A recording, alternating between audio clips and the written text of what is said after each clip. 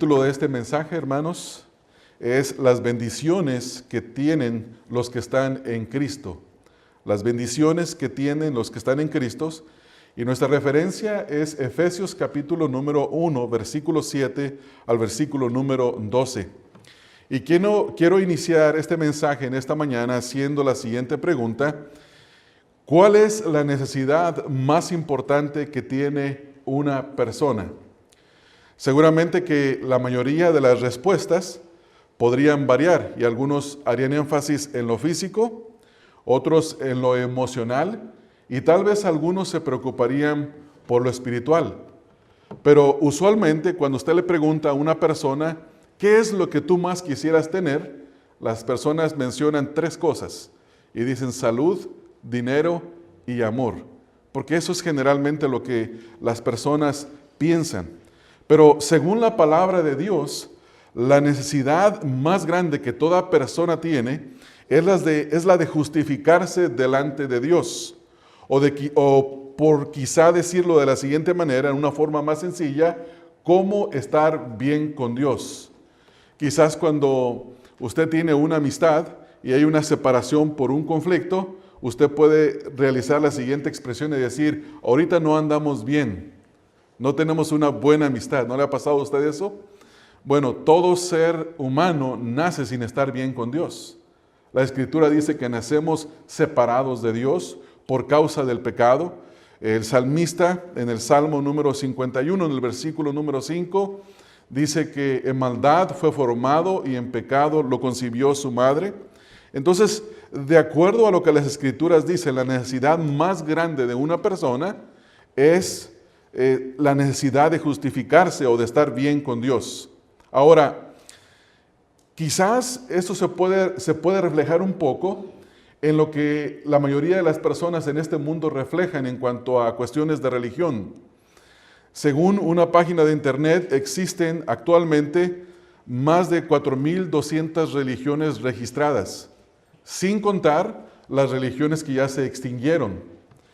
Y esto muestra que en la vida del hombre hay un gran énfasis en cuanto a la religión. Ahora, hoy en día podemos escuchar nosotros que hay gente que dice que cada quien tiene su religión y que debemos de respetar todas las religiones, lo cual suena muy bien.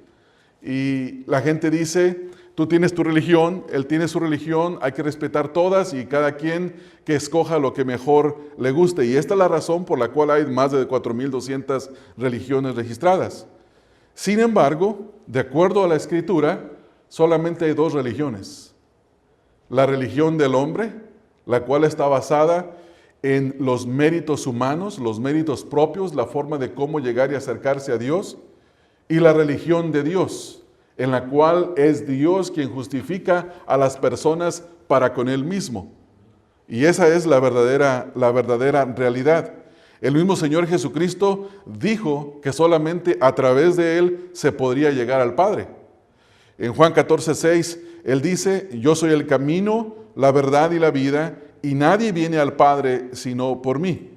Esta declaración es una declaración muy exclusivista, que básicamente lo que Jesús está diciendo es que la verdadera religión es la religión de Dios.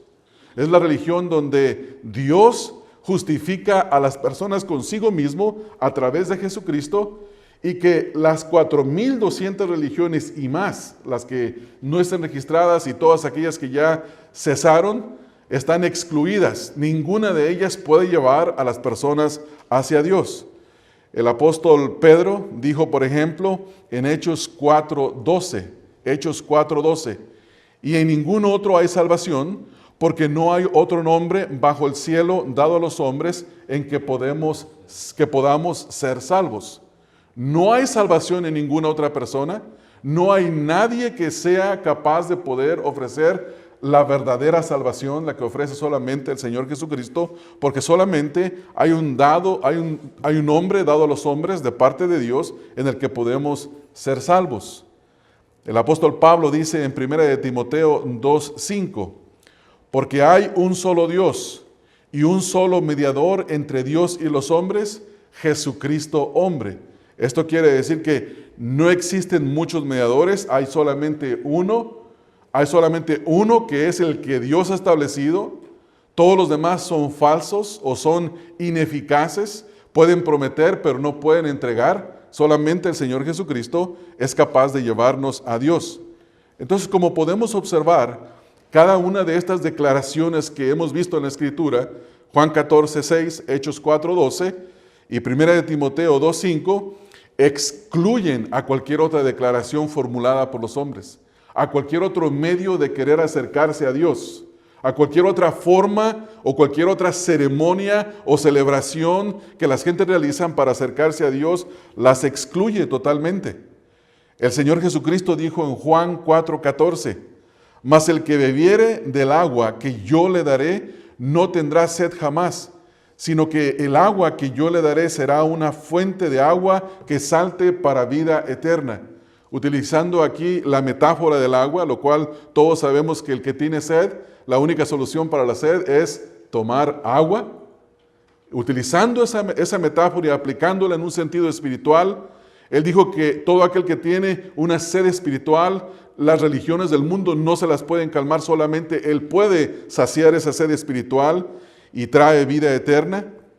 En Juan capítulo 6, versículo 51, el mismo Señor Jesucristo dijo, yo soy el pan vivo que descendió del cielo, si alguno comiere de este pan, vivirá para siempre, y el pan que yo daré es mi carne, la cual yo daré por la vida del mundo. Una vez más, otra metáfora, hablando del pan, el Señor Jesucristo dice que el que comiere de ese pan, vivirá para siempre. La implicación es que el que no come del pan de vida, que es el Señor Jesucristo, no tiene vida eterna. No tiene vida eterna, no la puede lograr. En Juan capítulo 8, en el versículo 12, Jesús dijo, otra vez Jesús les habló diciendo, yo soy la luz del mundo, el que me sigue no andará en tinieblas, sino que tendrá la luz de la vida. Él no dijo que Él era una luz que arrojaba luz, que había otras luces. Él dijo, yo soy la luz del mundo. Él es el único que puede alumbrar. Él es el único que puede traer vida eterna.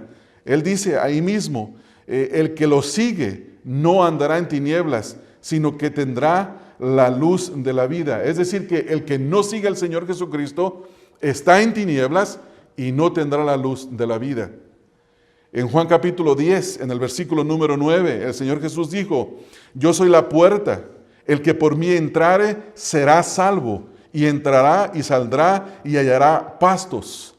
Una vez más, usando otra metáfora, Él dice que Él es la puerta y que solamente a través de Él se puede entrar y se puede ser salvo.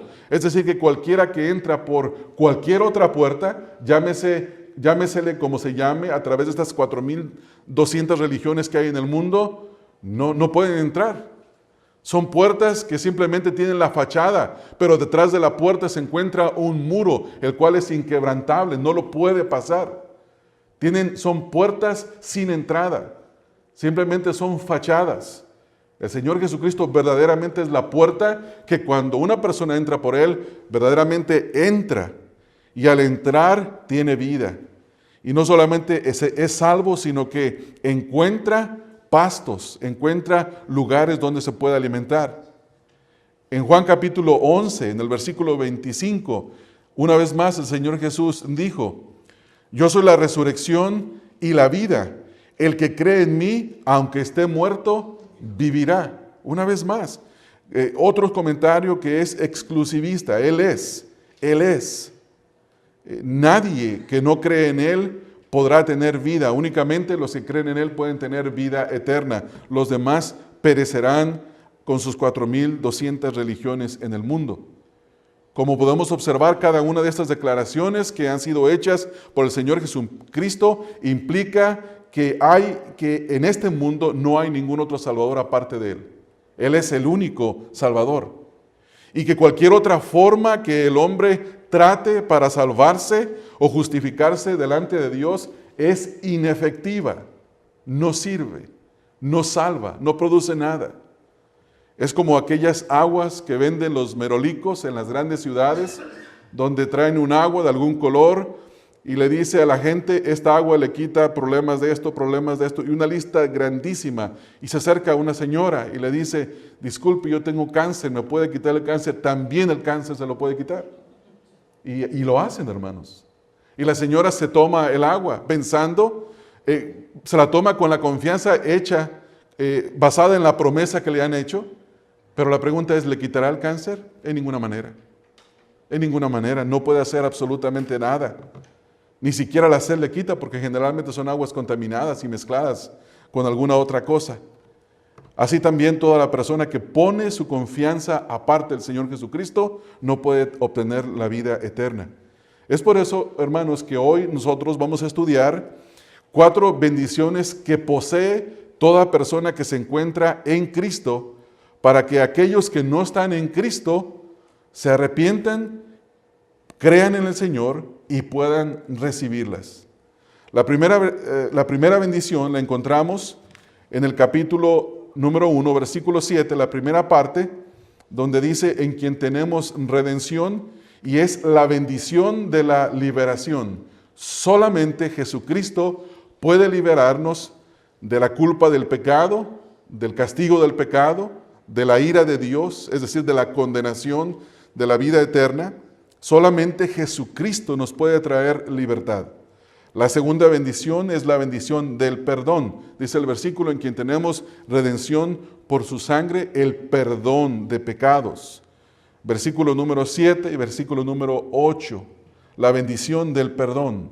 La tercera bendición la encontramos en los versículos 9 al 10 y es la bendición de conocer la voluntad de Dios. La bendición de conocer la voluntad de Dios. Y por último, la cuarta bendición, en los versículos 11 al 12, es la bendición de recibir su herencia, la herencia de Dios. Así que los invito a estudiar la primera bendición. Vemos en el versículo número 7, la primera parte donde dice Pablo, en quien tenemos redención. El apóstol Pablo, escribiendo a los Efesios, a un grupo de hombres y mujeres que estaban en Cristo, que tenían su fe en Jesucristo, que habían escuchado la predicación del mensaje del Evangelio y habían respondido en arrepentimiento y fe. Estos creyentes vivían en Éfeso, una ciudad que se encuentra en Asia Menor, lo que hoy es conocido como Turquía moderna. A estos creyentes Pablo les dice que ellos tenían redención en Cristo Jesús.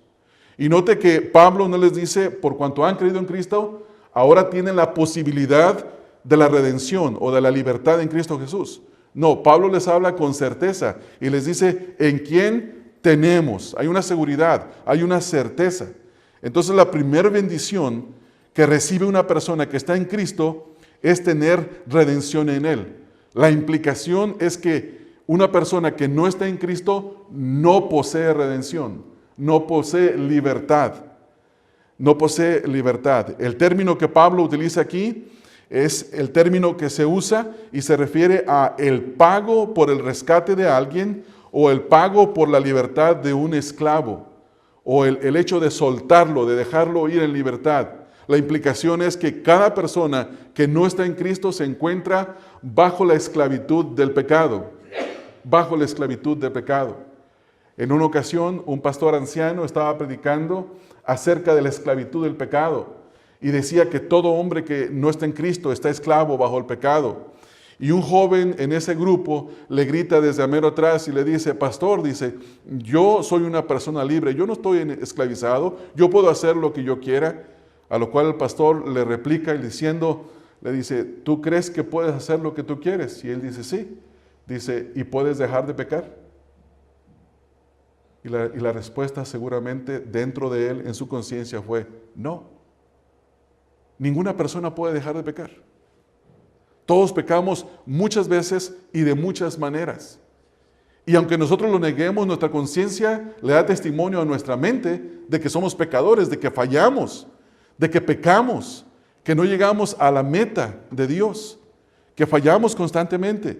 Entonces Pablo le está diciendo a las personas a quienes está escribiendo que ahora ellos tenían libertad del pecado, libertad de la ira de Dios, libertad de la condenación. Ya no estaban bajo ese peso de esclavitud. El sacrificio de Cristo en la cruz pagó por el precio de cada persona que Dios ha elegido antes de la fundación del mundo y que había sido esclavizada por el pecado para comprar su libertad y sacarlos de la esclavitud. Solamente Jesucristo puede ofrecer a las personas una verdadera libertad. Solamente. Nadie más. Nadie más. Según las Escrituras, el precio a pagar por causa del pecado es la muerte. Por cuanto la ley demanda que la paga del pecado sea muerte. Y esto fue desde el principio.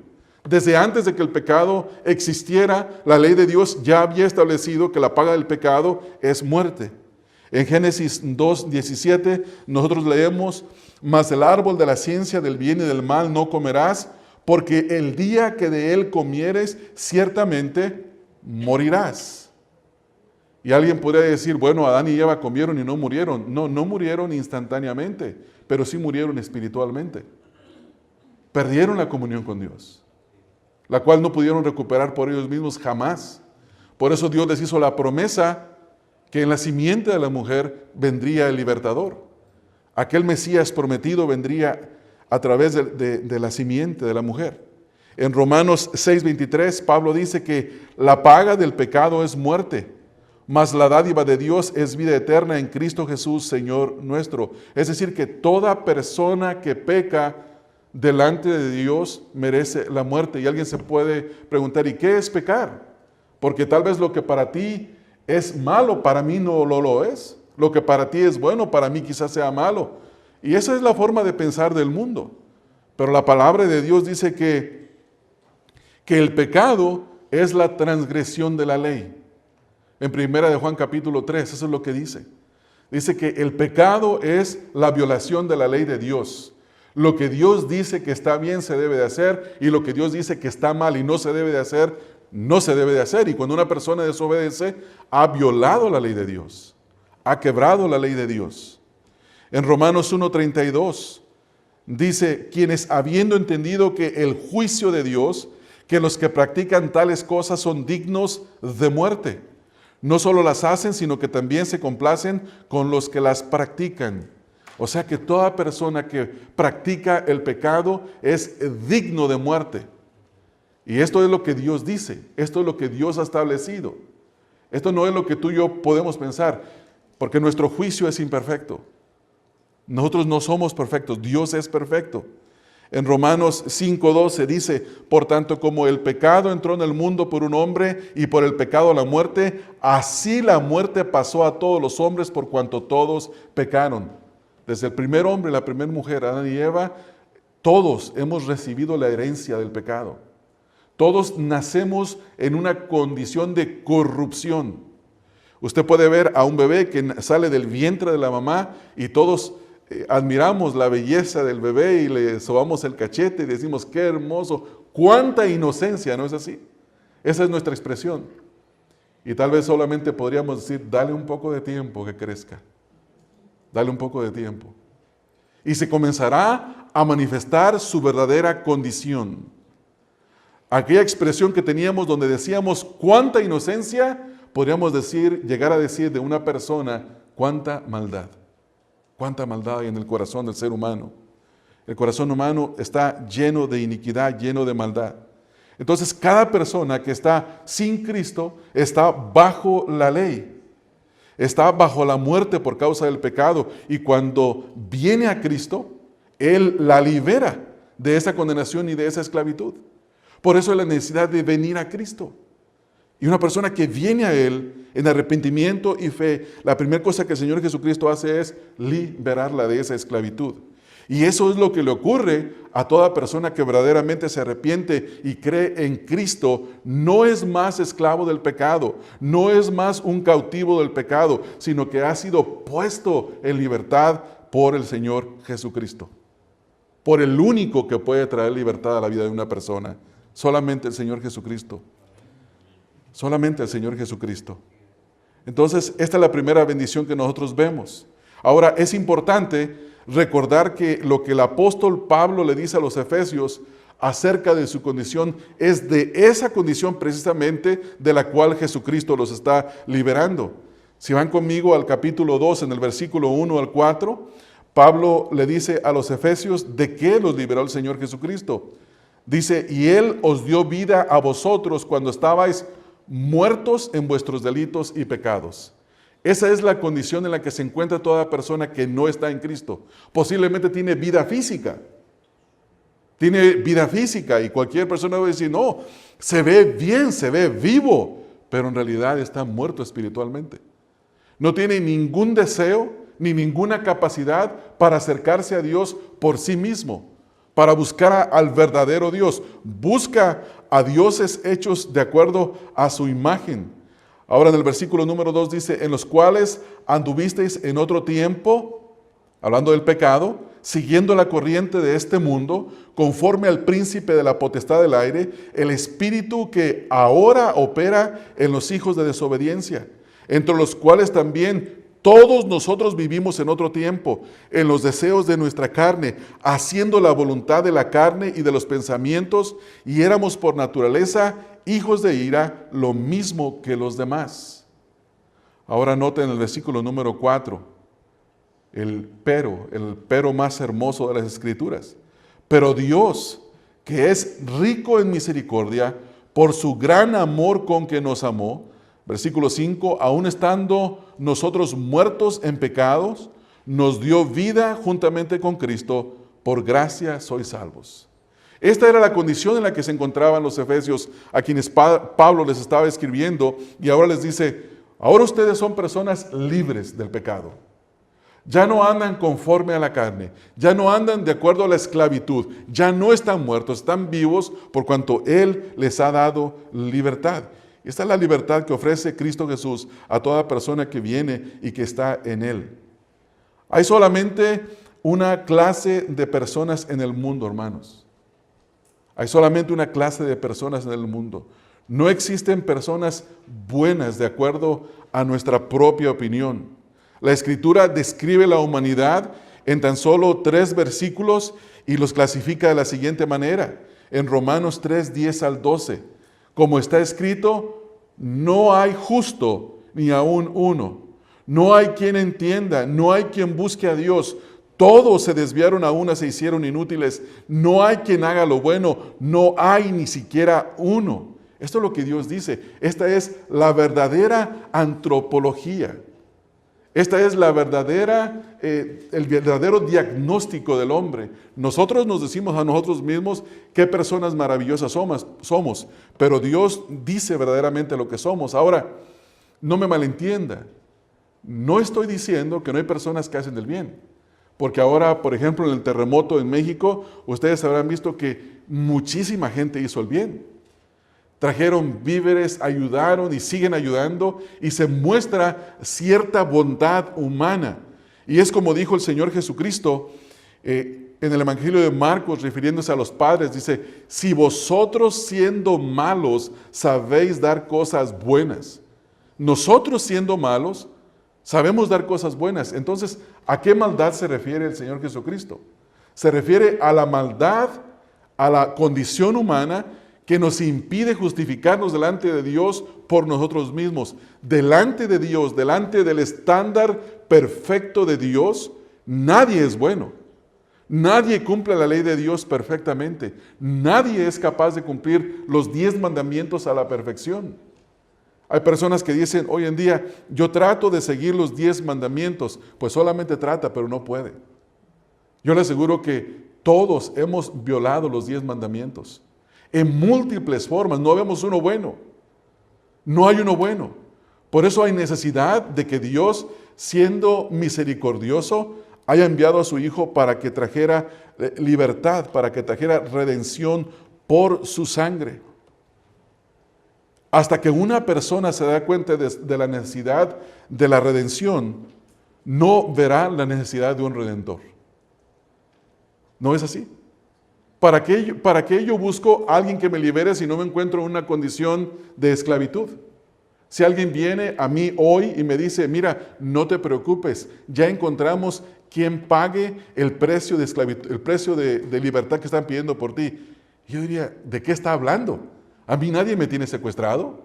Nadie está pidiendo un precio por mi libertad. ¿De qué está hablando? Yo no estoy. Pero si yo estuviera estuviera secuestrado y mis secuestradores estuvieran pidiendo X cantidad de dinero y mis familiares no podrían pagarla y encontrara un benefactor que dijera, yo estoy dispuesto a pagar lo que se requiere para poner en libertad a Ramón, y me trajeran estas noticias, a mí me daría un tremendo gozo. ¿Por qué?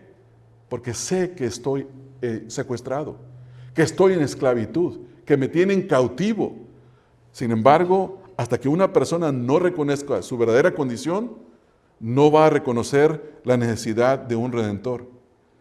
Pero cuando una persona reconoce esa condición irremediable en la cual está esclavizado, entonces buscará el ser liberado y volteará y verá a Jesucristo. Por eso dice Pablo aquí, en quien tenemos redención. Ahora Pablo dice que esta redención es por la sangre de Cristo Jesús. Lo que Pablo quiere decir aquí es que nuestra libertad le costó la vida al Señor Jesucristo. La única forma de que usted y yo hubiéramos podido ser salvos, libres, es que Jesucristo derramara su sangre. Fue por la sangre de Cristo. Es la redención de los hombres se obtiene por la sangre de Cristo.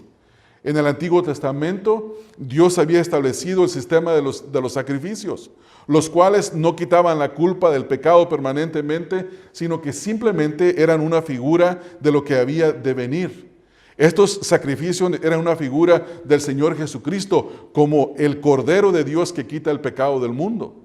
Ya hablamos un poco la semana pasada acerca de esto y vimos, por ejemplo, en el libro de Levítico 17:11, donde dice, porque la vida de la carne está en la sangre y yo os la he dado para hacer expiación sobre el altar por vuestras almas. Y la misma sangre hará expiación de la persona. O sea que Dios había establecido una forma temporal que traía cierta liberación temporal. No era la liberación verdadera, completa, pero simplemente era un perdón temporal. Y esto apuntaba al Señor Jesucristo. Pablo dice, el escritor de Hebreos dice en Hebreos 9:22, y casi todo es purificado según la ley con sangre, y sin derramamiento de sangre no hay remisión. O sea, no hay perdón de pecados. Esto quiere decir que era necesario que la sangre del Señor Jesucristo fuera derramada para que obtuviéramos el perdón de nuestros pecados.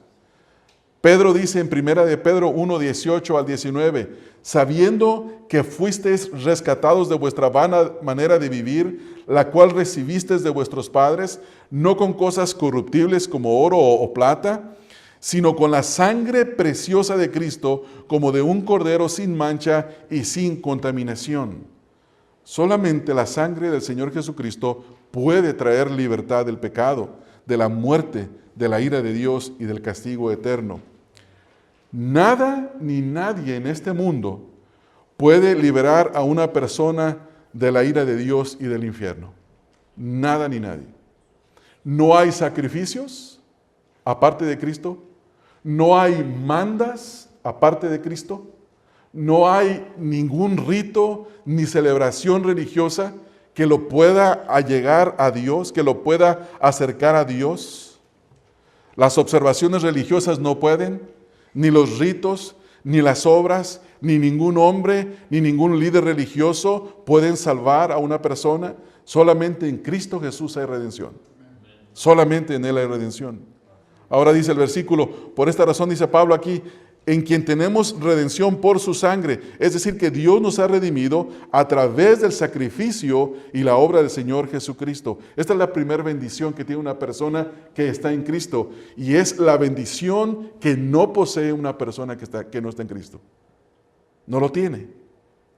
La segunda bendición es la bendición del perdón.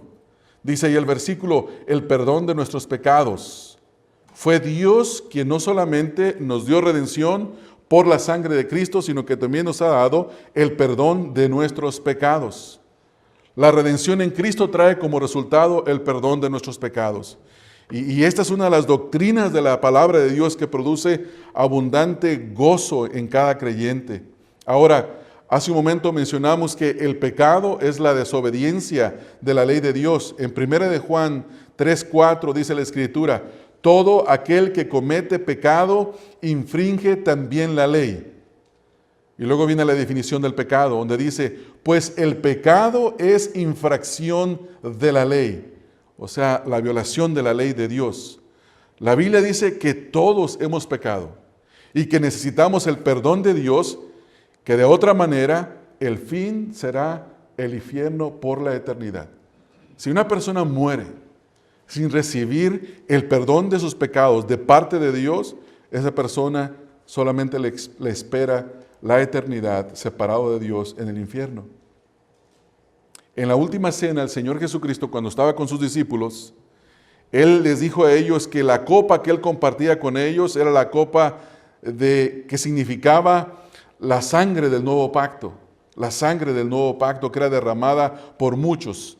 En Mateo 26:28 dice, porque esto es mi sangre del nuevo pacto, que por muchos es derramada, escucha ahora, para remisión de los pecados, para el perdón de los pecados. La sangre de Cristo fue derramada por muchos para que esos muchos obtuvieran el perdón de sus pecados.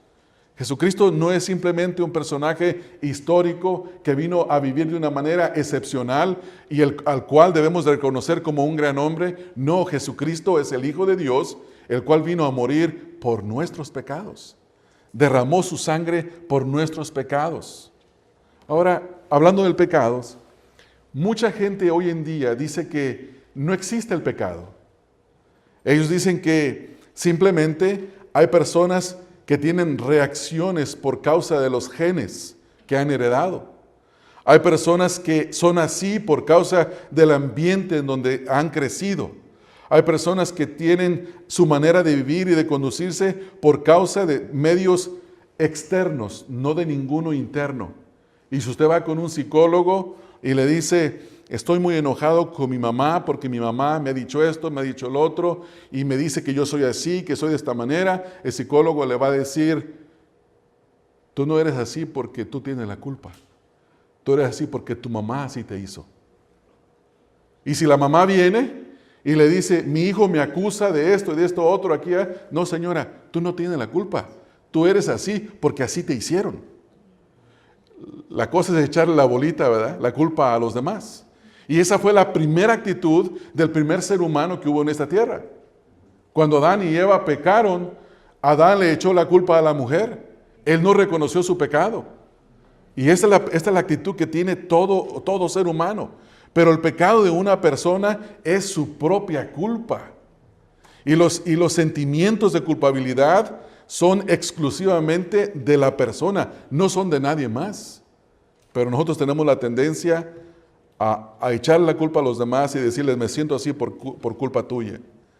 Sin embargo, cualquier persona que es honesta y que tiene alguna comprensión de su propio corazón, sabe que la culpa es de él. Que lo que acaba de hacer es un pecado y su sentimiento de culpabilidad le ha separado de Dios. El Evangelio, hermanos, no enseña, como algunos sostienen falsamente, que los hombres no tienen culpa de pecado, sino todo lo contrario. El Evangelio enseña que solamente Cristo quita el pecado y la culpa del mismo. Eso es lo que enseña la Escritura. O sea que el pecado es una realidad en la vida de todo ser humano, lo crea o no.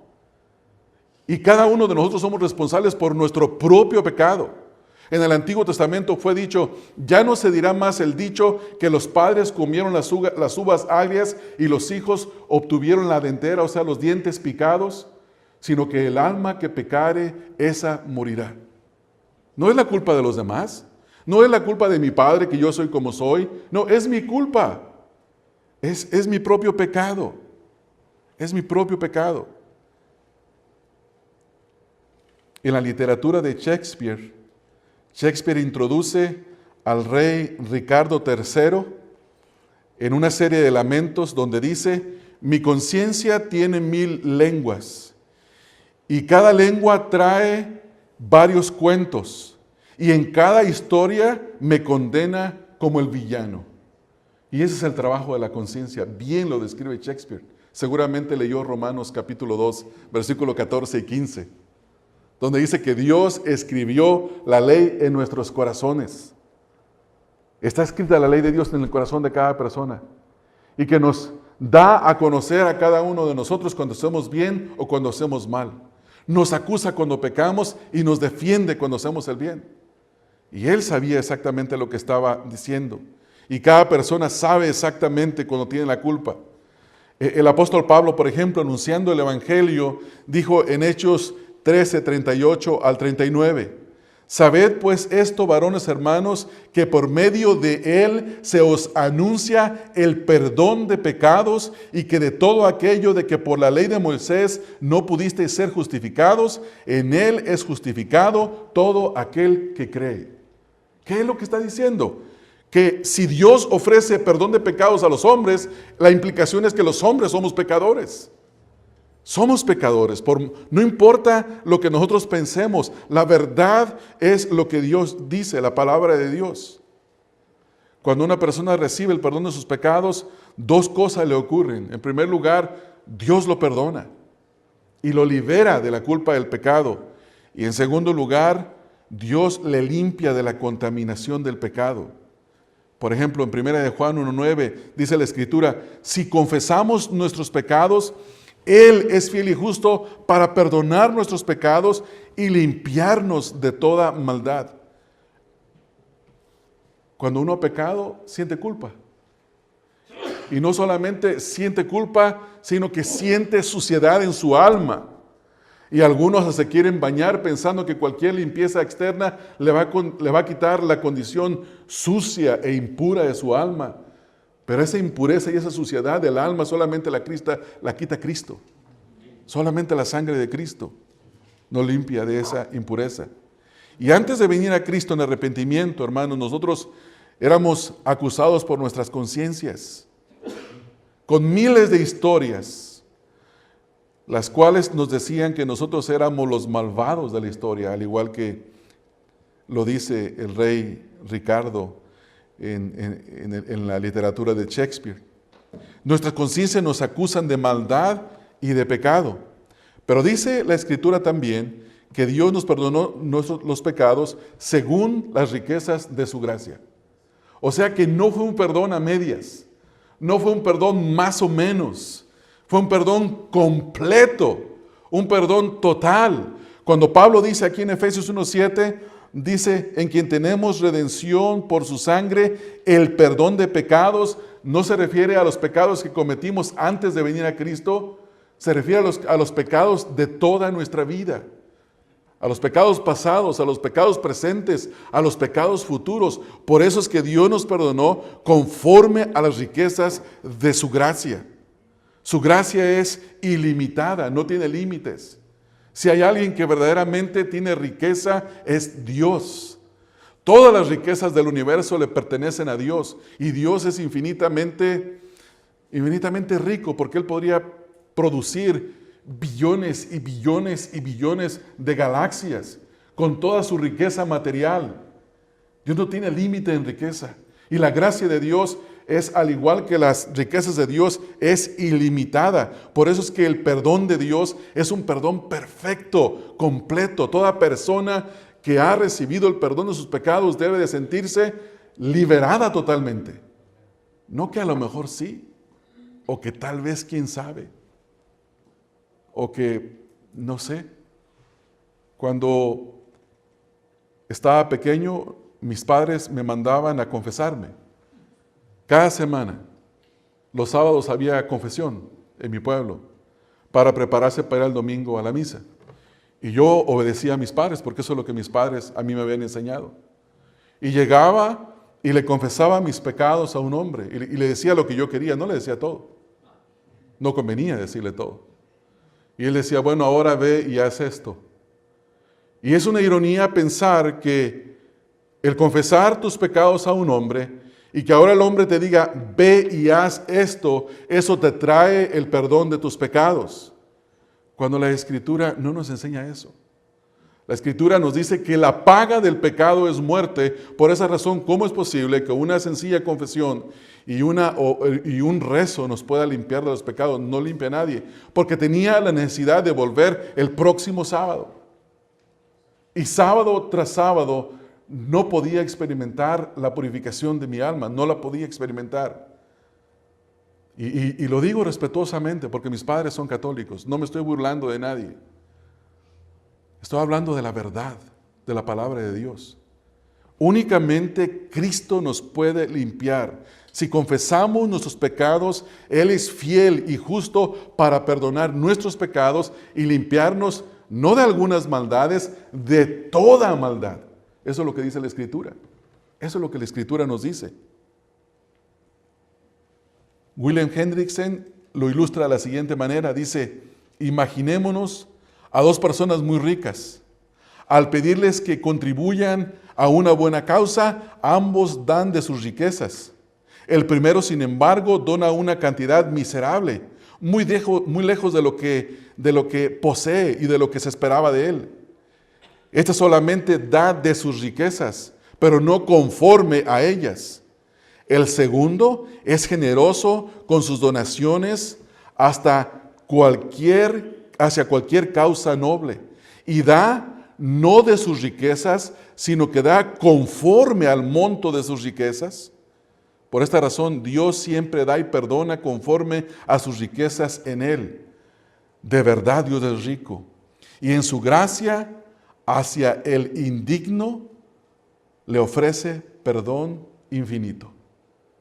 Hermanos, eso es lo que nosotros hemos recibido en Cristo Jesús. Un perdón que es completo, que es verdadero y que es infinito. No tiene límite. El mismo Señor dice, así como está el oriente del occidente, separaré de mí vuestras rebeliones.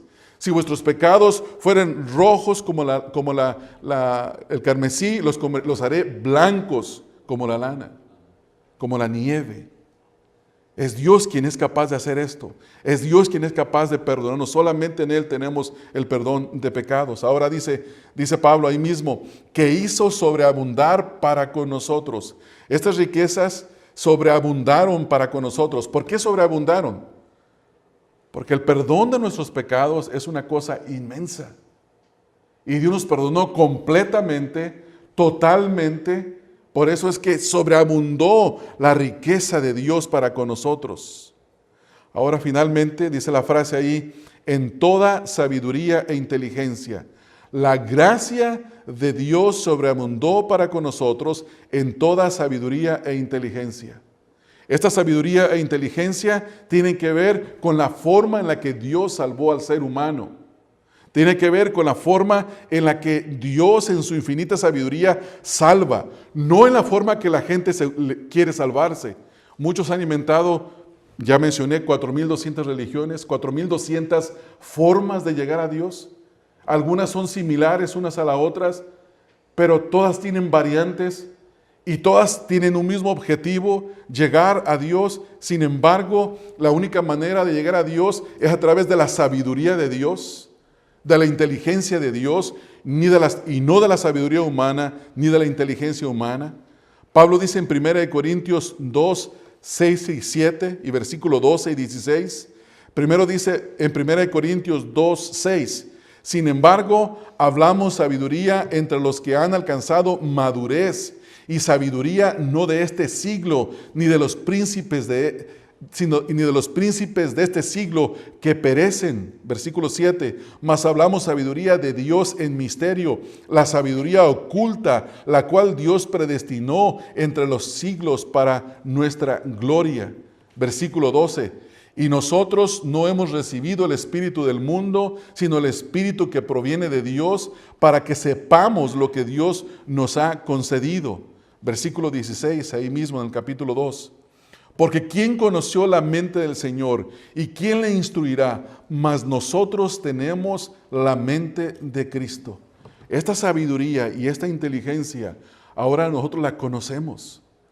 Es la forma en la que Dios le agradó salvar a los hombres, no a través de méritos personales, porque la salvación es por gracia, por medio de la fe, para que nadie se gloríe. Ese es el objetivo. Dios quiere recibir toda la honra y toda la gloria por habernos salvado. Así que Dios ofrece perdón a todos aquellos que vienen a Él a través del arrepentimiento y la fe en Jesucristo. Tú puedes venir a Jesús hoy y Él te perdona. Si el Señor te está llamando a través de la predicación del Evangelio y te está haciendo el llamado a venir en arrepentimiento y en fe, tú puedes venir hoy y Él perdonará tus pecados. En tercer lugar, la tercera bendición es que Dios nos ha revelado su voluntad, versículos 9 al 10. Ahora Pablo dice, dándonos a conocer el misterio de su voluntad. ¿Qué significa esto? La mejor forma de explicarlo sería que ese misterio Dios se lo reveló a sus apóstoles. El Evangelio fue revelado a los apóstoles. El misterio de Cristo, el misterio de la iglesia, fue revelado a los apóstoles. Ellos lo escribieron en libros y ahora nosotros tenemos Biblias que contienen 66 libros y tenemos la voluntad de Dios revelada en un solo libro. Pablo dice en Efesios 3:3 que por revelación me fue declarado el misterio como antes lo he escrito brevemente. ¿Se dan cuenta? Dios le reveló a Pablo el misterio y él lo escribió en libros, en epístolas. En el capítulo 1, versículo número 9, ahí mismo en Efesios, dice, dándonos a conocer el misterio de su voluntad según su beneplácito, el cual se había propuesto en sí mismo. Ese es el misterio que Dios nos ha dado. Ahora ya conocemos la voluntad de Dios a través de su palabra. Y la pregunta no es si usted y yo recibimos nueva revelación. La pregunta que nos debemos de hacer es ¿qué haremos con la revelación de la palabra de Dios? ¿Qué vamos a hacer con el Evangelio? Porque Dios demanda una respuesta a su palabra. En Efesios 5, 17 al 20 nos dice, por tanto, no seáis insensatos, sino entendidos de cuál sea la voluntad del Señor. No os embriaguéis con vino, en lo cual hay disolución. Antes bien, sed llenos del Espíritu, hablando entre vosotros con salmos, con himnos y cánticos espirituales, cantando y alabando al Señor en vuestros corazones, dando siempre gracias por todo al Dios y Padre, en el nombre de nuestro Señor Jesucristo. Nos dio a conocer el misterio de su voluntad. Ahora, en el versículo número 10, nosotros seguimos leyendo, versículo número 10. Leemos donde dice, de reunir todas las cosas en Cristo. El misterio que Dios dio a conocer tiene que ver con el de reunir todas las cosas en Cristo. ¿Qué significa esto de reunir todo en Cristo? Que Jesucristo es el personaje más importante, hermanos, en toda la historia de la humanidad. Y lo seguirá siendo por los siglos de los siglos.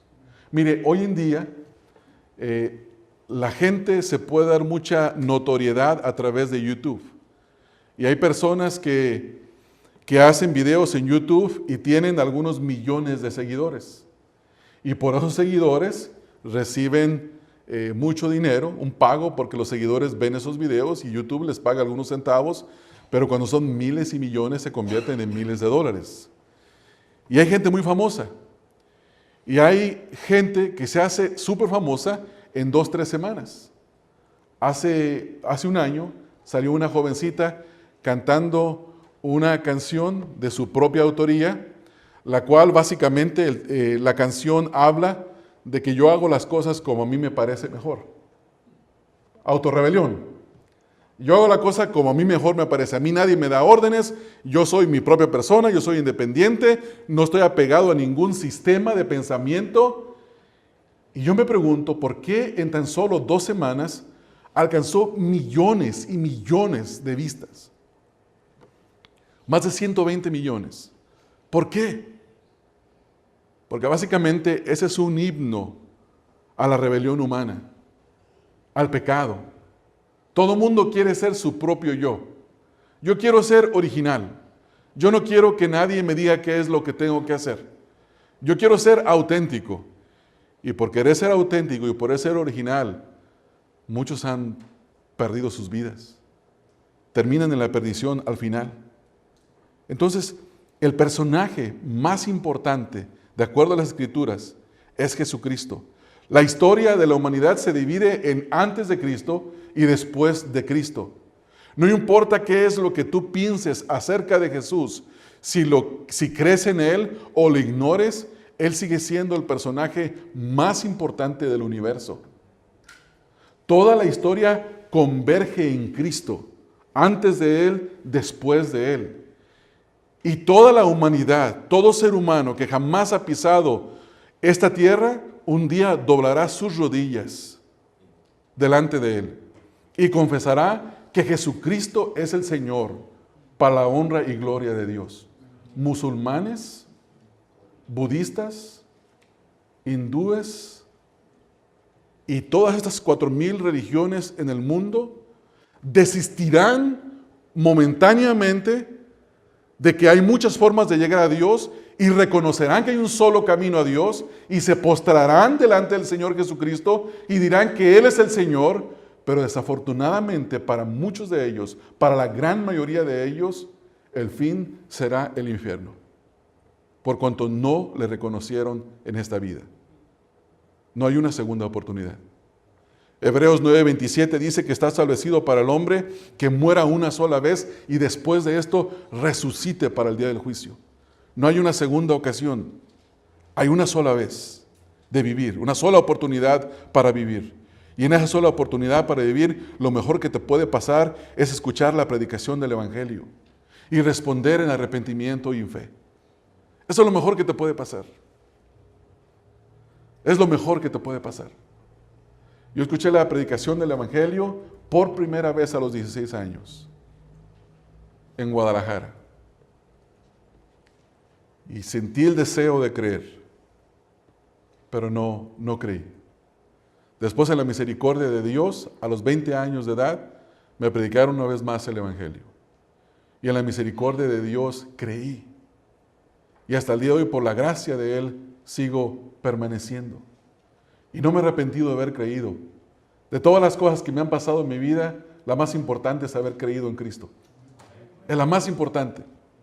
Porque mi vida se divide en antes de Cristo y ahora en Cristo. Y ese efecto que recibió en el momento de haber creído en Cristo, perdurará por la eternidad.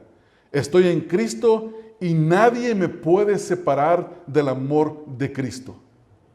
Ni lo alto, ni lo profundo, ni ninguna cosa forjada me puede separar del amor de Dios, que es en Cristo Jesús. Es lo más importante que una persona puede hacer, porque en Cristo se reúnen todas las cosas. Ahora dice el apóstol, en la dispensación del cumplimiento de los tiempos. La palabra dispensación tiene que ver con la administración, el cumplimiento de los tiempos. Viene un tiempo cuando todo se cumplirá. Viene el arrebatamiento de la iglesia, viene la gran tribulación, viene el milenio y después vienen los juicios finales y después la eternidad con Dios.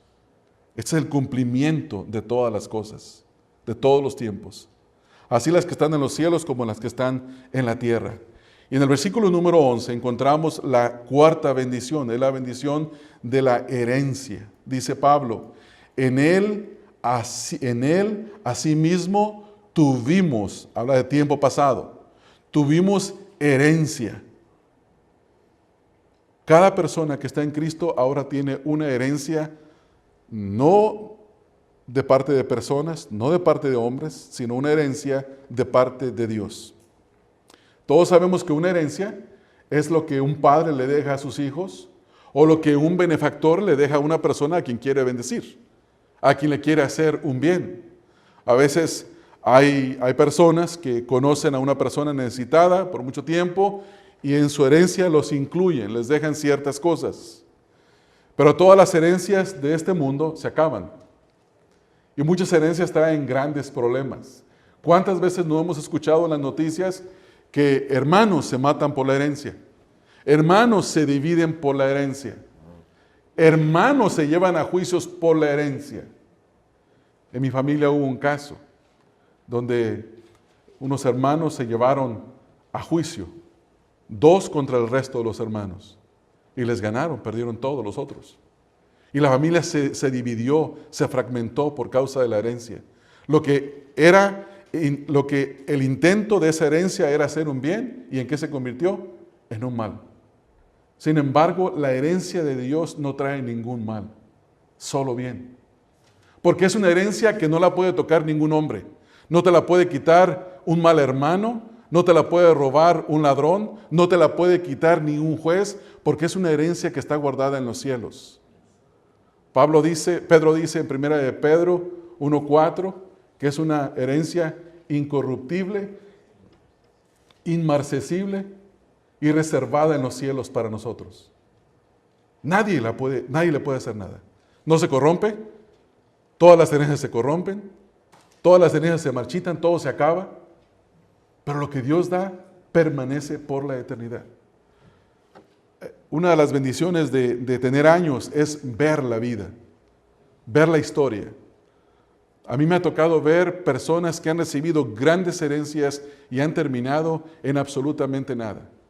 De donde yo soy es un pueblo cerca de la ciudad de Guadalajara, del otro lado de un cerro que se llama el Cerro del Cuatro, y al otro lado del cerro hay un gran valle, es un valle inmenso. Y en ese valle sembraban todos los campesinos. Mis padres sembraron, mis abuelos sembraron, mucha gente siguió sembrando. Y yo emigré a los Estados Unidos en el año 88 y en ese tiempo comenzó la urbanización de Guadalajara, de la ciudad. La ciudad subió por el cerro y pasó al valle. Y empezaron a comprar todos los terrenos para afincar casas. Y los campesinos empezaron a vender todo y repartieron herencia a los hijos. Y los hijos todos, aquellos muchachos que antes andaban con guarache y con pantalón todo roto y con manos llenas de callos, ahora traían camionetas nuevas del año y botas de piel de cocodrilo. Y en 5 años después, usted los ve hoy en las esquinas de las calles sin hacer nada y pidiendo porque no tienen para vivir. Se les acabó la herencia. Se acabó la herencia. Pero la herencia que Dios nos da en Cristo es una herencia que no se termina, que nadie se la acaba. Es una herencia que durará por la eternidad. Es una herencia que solamente aquellos que están en Cristo la recibirán. Esta herencia, dice Pablo aquí, en él asimismo tuvimos herencia habiendo sido predestinados conforme al propósito del que hace todas las cosas según el designio de su voluntad. Todo aquel que está en Cristo es porque había sido predestinado para esta herencia. Porque Dios así lo designó. Y nadie puede hacer lo opuesto de quitarles esta herencia a aquellas personas que la han recibido en Cristo Jesús. Es una herencia, como ya lo mencioné, es incorruptible. Es una herencia que está reservada en los cielos. Una herencia para la alabanza de su gloria. Leamos ahí el siguiente versículo 12. A fin de que seamos para alabanza de su gloria, nosotros los que primeramente esperábamos en Cristo. Los creyentes, hombres y mujeres que han sido redimidos, perdonados de sus pecados, que se les ha revelado la voluntad de Dios y que han recibido ahora una herencia en Cristo Jesús, son personas que fueron creados para la alabanza y la gloria de Dios. ¿Por qué? Porque esperaban en Cristo. Esta es la herencia futura. Y toda persona que está en Cristo tiene sus ojos puestos en esa herencia. A lo mejor tú eres una persona que está esperando que tu papá se muera para recibir la herencia. Bueno, te la van a dar seguramente. Pero hay una herencia más importante que esa herencia. Y es la herencia de la vida eterna. Solo hay 2 religiones en este mundo. La humana y la divina. La humana trata con lo que el hombre puede hacer para reconciliarse con Dios. Y la divina es la que trata con lo que Dios hace y ha hecho para reconciliar a las personas consigo mismo. Solo hay dos clases de personas en este mundo: las que están en Cristo y las que están sin Cristo. ¿A cuál grupo perteneces tú? Solamente aquellos que están en Cristo reciben la libertad, el perdón de sus pecados, el conocimiento de la voluntad de Dios y finalmente la herencia dada por Dios. Si tú has escuchado el mensaje del Evangelio en esta mañana y has entendido las bendiciones que puede recibir una persona que está en Cristo, yo te animo a que vayas a Cristo. Y si vienes a Él, Él no te echa fuera. Padre, oramos en esta mañana agradecidos de que tú tuviste misericordia de nosotros, Señor. Porque ninguno de nosotros puede decir que es bueno o que está aquí por haber hecho grandes cosas, Señor. Somos salvos por gracia. Y esto por medio de la fe, y esta fe no ha sido nuestra, sino que es algo que tú nos has dado. Y por eso te damos alabanzas a ti. Por eso bendecimos tu nombre en esta mañana. Yo quiero rogarte que tú traigas salvación a este lugar. Que si hay alguien entre nosotros que no tiene la certeza de estar en Cristo, aún aquellos que ya hemos profesado fe en Cristo, pero hay una incertidumbre, yo te ruego, Señor, que tú traigas certeza en este día. Señor, atráenos a Cristo. Atrae, Señor, a cualquiera en este lugar hacia tu Hijo Jesucristo, para que pueda recibir el perdón de sus pecados y la vida eterna, y todas aquellas bendiciones que vienen con Cristo. Gracias, Padre, en el nombre de Cristo Jesús. Amén. Que el Señor les bendiga, hermanos. Para más información sobre el ministerio Estudia las Escrituras, visita la página www.estudialasescrituras.org.